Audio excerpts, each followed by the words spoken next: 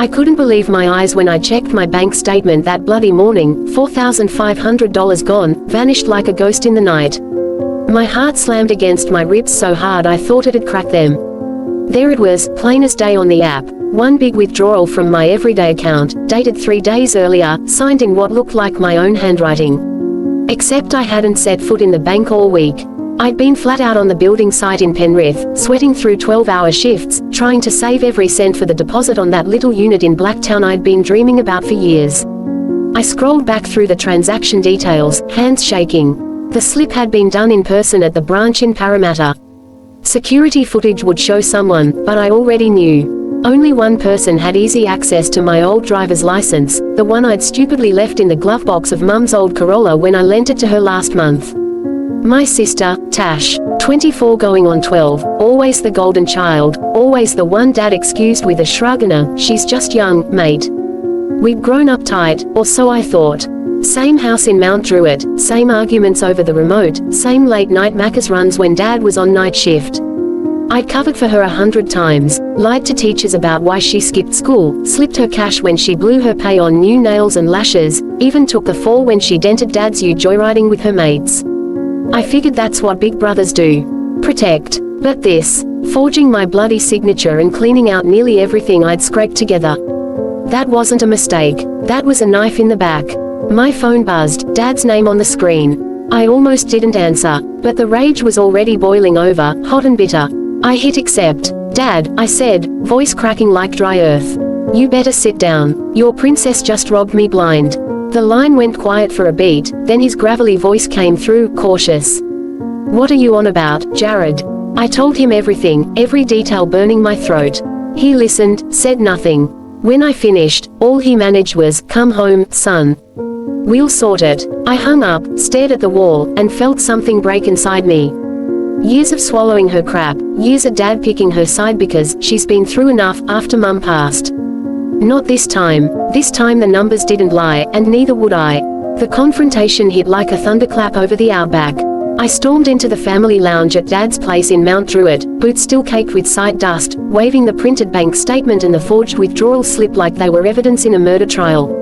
The TV was blaring some footy replay, but I hit mute with the remote so hard the batteries popped out. "You thieving bloody cow," I roared, voice cracking the stale air. "How could you do this to your own brother?"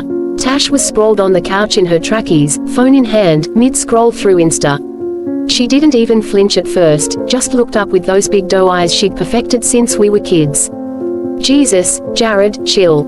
It was just a loan, all right. I was gonna pay it back next payday." She flicked her freshly done lashes like that made it all disappear. Dad was in the recliner, stubby in hand, frozen mid-sip. His face went from relaxed to thunder in half a second. "What's all this yelling about?" he growled, but I could see the flicker of doubt already creeping in.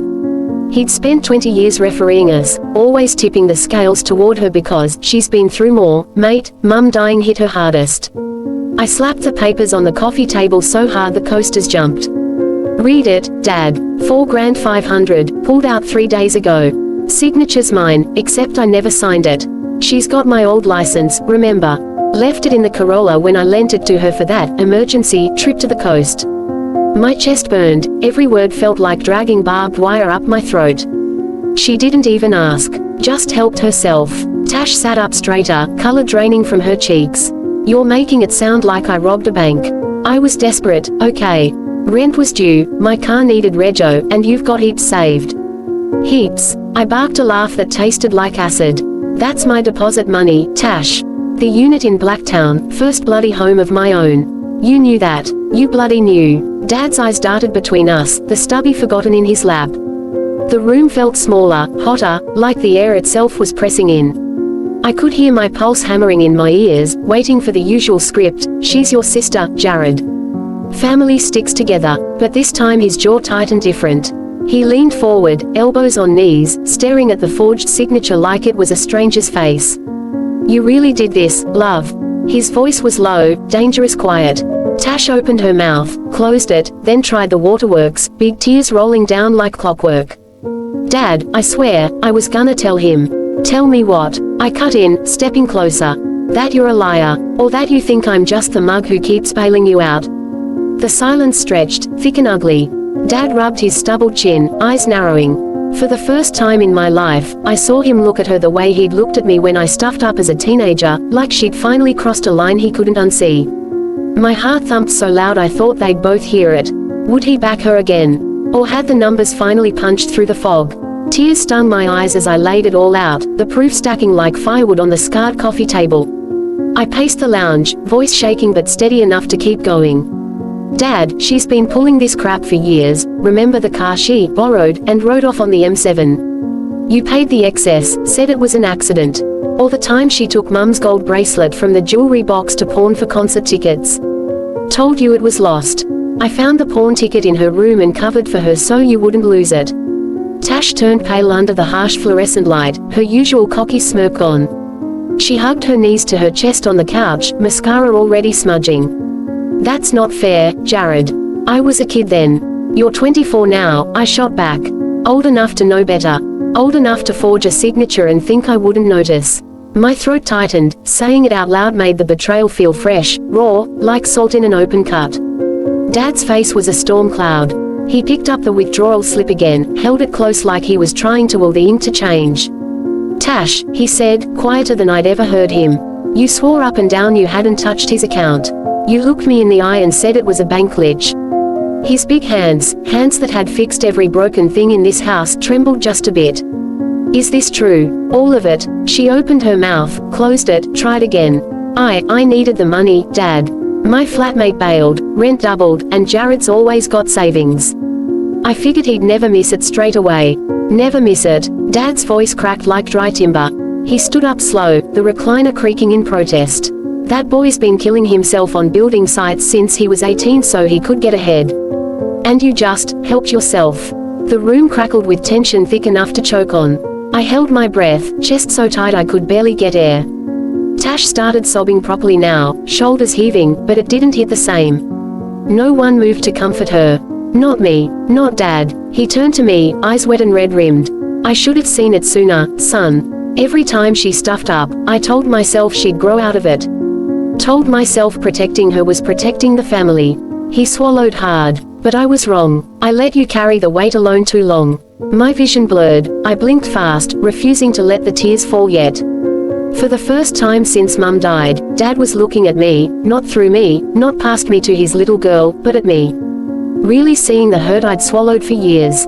Tash whispered, Dad, please. He shook his head, slow and final. No more excuses, love. The silence stretched again, heavy with everything unsaid. My heart pounded so loud I swore the neighbors could hear it through the fibro walls. This was the moment, the fork in the road we'd dodged for a decade. Would he fold like always? Or had the truth finally broken through? In the end, Dad stood tall in the middle of that cramped lounge, shoulders squared like he was facing a storm he couldn't dodge anymore. His voice came out low and rough, the way it did when he'd finally had enough on a footy field back in the day. Enough's enough, Tash. You're out of this house till you make this right. And we're going straight to the cop shop tomorrow, no more sweeping it under the carpet. Tash's face crumpled like wet paper. She leapt off the couch, tears streaming, grabbing at his arm. Dad, no, you can't do this to me. Where am I supposed to go? My mates are all broke, and, her voice cracked into ugly sobs, the same ones that used to melt him every time she got caught shoplifting lip gloss or skipping school. But tonight, he didn't budge. He gently but firmly peeled her fingers off his sleeve. You should have thought about that before you forged your brother's name and took his future, he said, eyes hard as river stones. Pack a bag. You can stay with your Auntie Karen in Penrith for a bit, give us all some space. I stood frozen by the doorway, heart hammering so loud it drowned out the hum of the old fridge. For 20-odd years I'd watched him choose her, every single time. The excuses, that she's fragile, that you're the strong one, Jared. Now he was choosing me. The room spun a little, I had to lean against the wall to stay upright. Tash spun on me, mascara tracks like black rivers down her cheeks. This is your fault, you prick. You had to make a big drama out of it. She stormed past, shoulder checking me hard enough to bruise, and slammed down the hallway to her room. Drawers banged, zippers rasped, packing in a fury.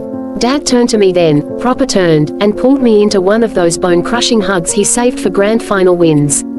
I'm sorry, son, he muttered into my shoulder, voice thick. I should have had your back years ago. I was trying to keep the family together, but I was just letting her tear it apart. You didn't deserve any of it. I hugged him back, throat so tight I could barely speak. It's all right, Dad. Just glad you see it now. We stood like that till the sobs from Tash's room turned to angry muttering. The bank had already flagged the fraud when I reported it that afternoon. They'd frozen the account and promised to reverse the withdrawal once the police report came through. The money would come back, every cent. But more than that, something heavier lifted off my chest. Tash emerged 10 minutes later, duffel slung over her shoulder, eyes red and defiant. She didn't say goodbye, just glared at us both and walked out the front door into the warm night. The screen door slapped shut behind her like a full stop. Dad locked it, turned the key with a click that echoed. Then he clapped me on the back. Fancy a cold one, mate. We've earned it. We cracked a couple of stubbies on the front veranda, watching the street lights flicker on.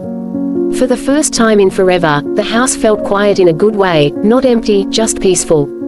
Justice didn't taste flashy, it tasted like cold beer on a scorching night, shared with the old man who'd finally picked the right side.